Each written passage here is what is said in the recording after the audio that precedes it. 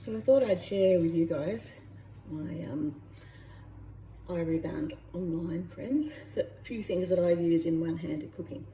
I use something like this to hold my board down and keep it from slipping around. I like to use small boards for cutting if I can, because then I haven't got a huge heavy thing to carry to the pan. I like cooking with garlic, so one of my favourite tools is this garlic press, which is, I think this must be about 15 years old, but it's really good because it's got a really heavy presser, as you can see there, and it comes out that end, and one-handed means that once you've got the garlic pressed through and it's sitting there like that, you can then run your knife down there to push the garlic off. Also, it's easy to clean because you turn that around that way and it pushes the garlic back through there to come out in the wash.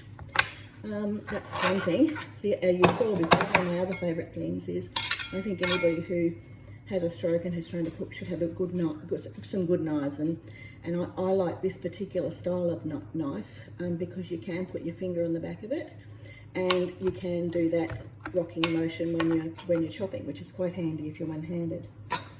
I thought I'd show you too my tricky method of peeling garlic. I've got here this old Vegemite jar, and what I do is I get the garlic out individually, which you can usually do one-handed.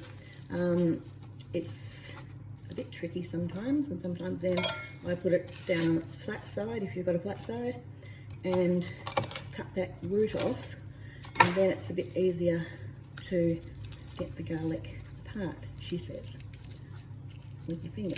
Ooh, there it goes.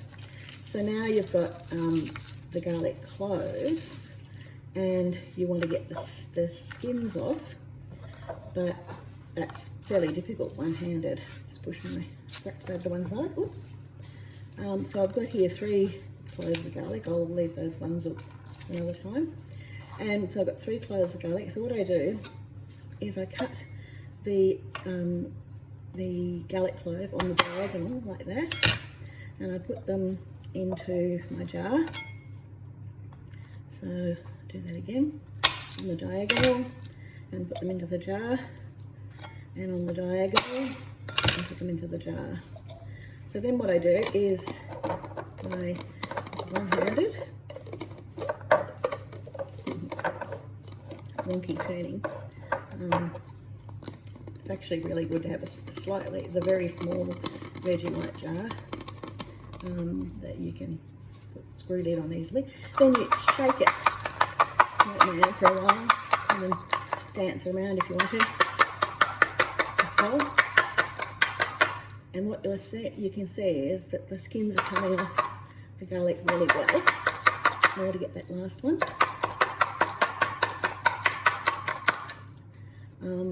And there you are. So you've got the skins have come off, except for 2 of them, which have been a bit stubborn. So all I do is cut them again, halfway across, and put them back in and do that process again, and then they're usually free to use.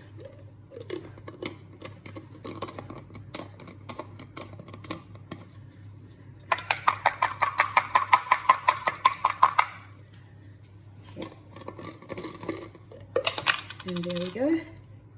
The garlic is all scanned, except for this one's been very resistant, but easy enough now to push off. Okay, so I'll show you what I mean about the garlic crusher, and I think it's really good for someone who's garlic's, a really good part of the Mediterranean diet, Mediterranean cooking. So having a really good quality garlic press is worth hinting to a friend for Christmas or something. So you put it around, and then you go like this, as strong as you can, and then you can see what I mean here. You can go like this with your knife to take the first lot off, and then you can try again. Sometimes I'll lean my hand on something to give it extra weight, and then take the rest of the crushed garlic off. And sometimes then inside you can give it a bit of a mush around with your knife to get the last bits to come through.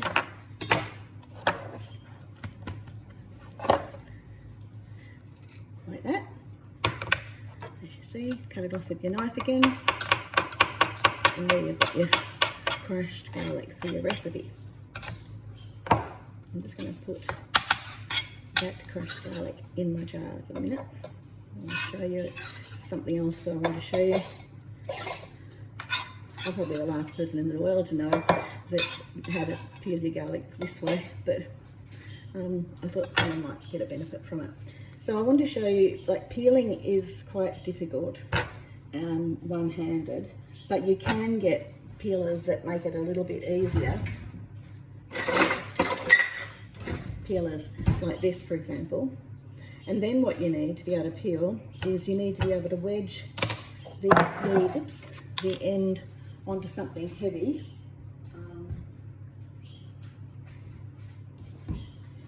Or wedge it somewhere and then use your peeler and peel that way around. But if you don't want to peel like that, and you'll find it difficult, then what I used to do, or what I do, is I cut the thing I'm going to peel in half, or whatever you need, and then make a slice, and make, a number of slices, and then you can go around with your knife and take the peel off that way, which is much easier if you can't handle a peeler. And this is a really good way to take the skin off pumpkin, because pumpkin can be notoriously difficult. And I'd recommend that you got a butternut pumpkin, or butternut squash, as they call them in the UK, I think, Denny. And because then you can cut them into slices like this, so you just keep cutting slices, and then if you want to make them smaller, then you can cut them ready to use in whatever you're using. So that was a few of my handy hints for today. Thank you. Bye.